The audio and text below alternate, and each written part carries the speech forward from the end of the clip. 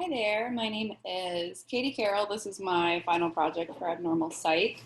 I'm doing a consciousness raising presentation, so kind of raising awareness and explaining about an issue that I chose. And the issue that I chose to research and then discuss is the hypersexualization of African American and Black women and how it intersects with mental health, how it affects them, looking at both the historical context of how the issue kind of came about in our society, and then also looking at the modern day kind of consequences of the issue. And so I'm going to start with the historical context because I think that it's really crucial in understanding how this issue came about, understanding how kind of woven into the threads of society it is and how problematic that is and how much it affects these women. And so, at least in the United States, that's kind of the geography that I'm focusing on. In the United States, this issue dates all the way back to the colonial times.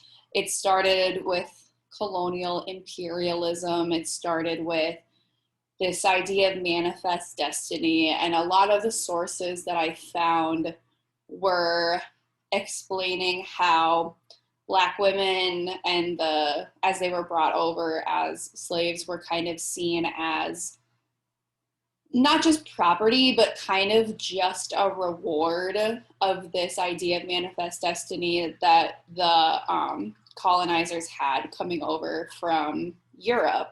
There's a really great quote from one of the articles that I read that said, "The feminization and sexualization of the European imperialist narrative encouraged the sexual exploitation of Black women who were perceived as byproducts of manifest destiny."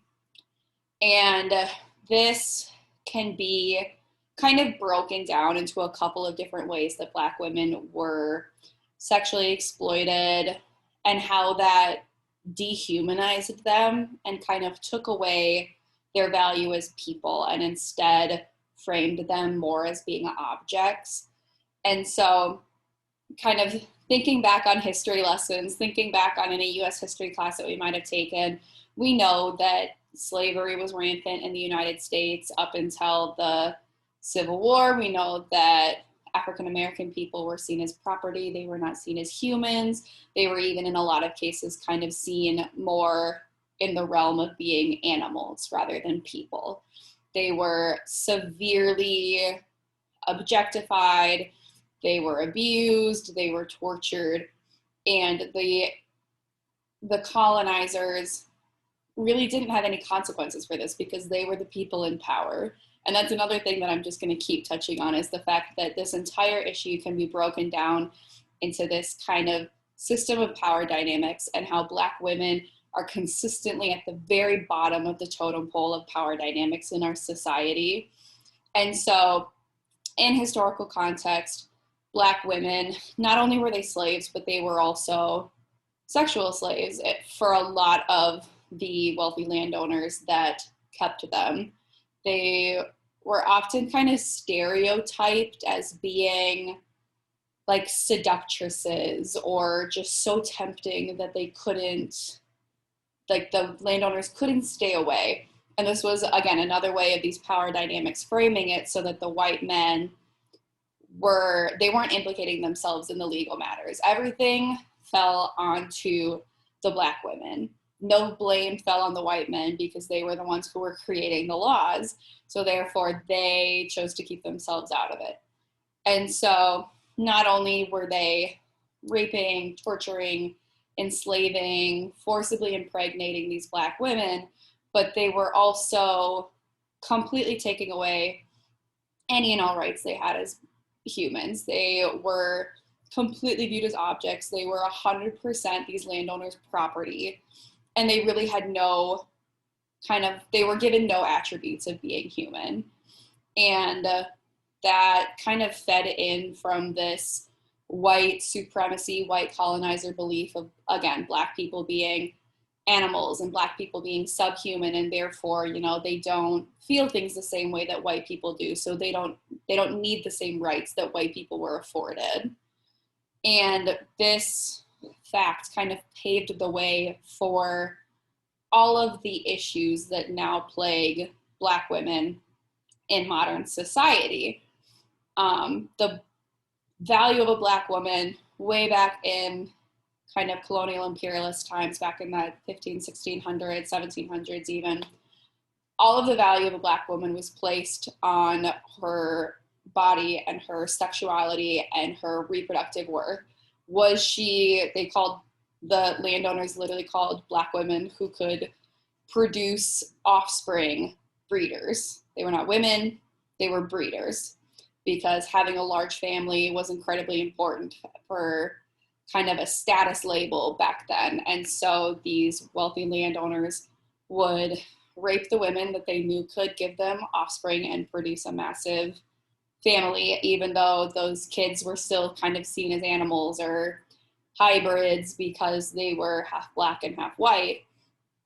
And this all kind of just, this issue, it never went away. It just matured into something that we now see more in modern day. And so the modern day issue of this hypersexuality of women that stems way back from colonial times and the times of slavery is that the hypersexualization of women causes a lot of mental health repercussions. And the reason that I wanted to present on this was because we watched a video about intersectionality a week or two ago, and the author made a good point of explaining how especially Black women are kind of left out of the equation because they hit that intersection of issues of being Black and being a woman, and it combines and it puts them way at the bottom. Puts them way at the bottom of the social hierarchy. Black women are far more likely to be victims of multiple different kinds of abuse. Statistic was that 40% of Black women are likely to be victims of domestic abuse. More than 20% of Black women will be raped at one point or another in their lives, which is a far higher statistic than it is for white women or other women of color. And it is also about 2.5 times more likely that a Black woman will be murdered in comparison to a white woman. And so all of these statistics and all of these societal factors of Black women only being seen for their bodies and for their sexuality and not for their other personality traits kind of all comes together, and it culminates into a mental health issue. We've read that traumatic events can cause mental health disorders such as PTSD, depression, anxiety, bipolar disorder. Traumatic events lead to all of these issues, and Black women are statistically more likely to be victims of these traumatic events than men are, than white women are, than even other women of color are, because they are so at risk of all of these issues because of the intersectionality that they face. And so the kind of trouble that I had with this presentation and with my research was trying to figure out, what do we do about it? You know, where do we go from here? It's not like you can erase and unravel hundreds of years of systematic oppression and abuse and violence against these women. So what changes can we make that can be positive today? And I looked back on a lot of the materials that we've used in the class over the last 5 weeks to kind of try and see if there was anything in there as far as different treatment techniques or articles that we read or themes that were present in the class materials to try and brainstorm a couple of solutions. And one of the solutions, or not solutions, but one of the kind of problem solving ideas I came up with was the It pertained to the course material where we talked about intersectionality in treatment and how it's really important for therapists, especially white, cisgender, hetero, normative, all of those labels, how these therapists need to be trained and also just need to be aware of the fact that they have a very important role to fill. And that's not being negated, but they also do not have the life experiences and the trauma and the historical trauma that comes from being a Black woman. And so training therapists and having the awareness to be able to say, I don't know what you're going through. I never have and I never will. But all of these historical factors can definitely attribute to your mental health. And helping their clients be aware is one way that we can start to not really prevent, but at least give Black women better access to treatment if they do happen to have a traumatic event or just a mental illness in general. And beyond that, that was a question that I was going to pose to the class as kind of a discussion point is, are there any other brainstorm ideas that you could think of that would help to either simply address, prevent, treat anything regarding this issue? And so the takeaway that I wanted to make from this presentation is that, especially as someone who looks the way I do, someone who comes from a lot of privilege, has a lot of privilege, being able to very humbly kind of present this information to a class. And I want to take a moment to say that obviously I'm not speaking from any sort of personal experience. I'm speaking from a point of research and from a point of passion about the topic. And I think that this issue is incredibly important and it permeates a lot of society because it affects a lot of Black women, which are members of our society and deserve to be treated as such.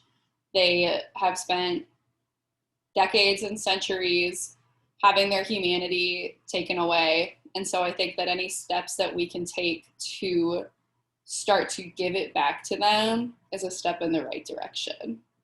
So thank you for watching.